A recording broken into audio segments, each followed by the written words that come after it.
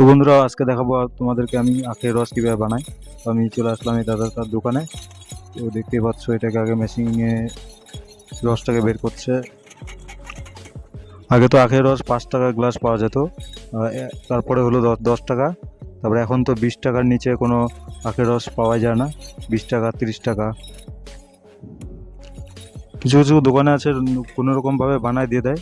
কিন্তু এই দাদাটা দেখলাম যে বিট লবণ দিল, পুদিনা পাতা, লেবুর রস, তারপরে হালকা বরফ বরফ দিয়ে দিল।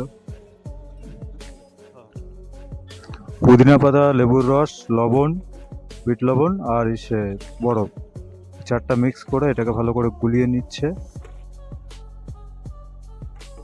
নিয়ে যে 2 গ্লাস দিল, একটা আমার জন্য একটা আমার জন্য। তো এটাকে টেস্ট করে দেখবো কেমন। ভালোই বানাইছে, টেস্টি টেস্টি।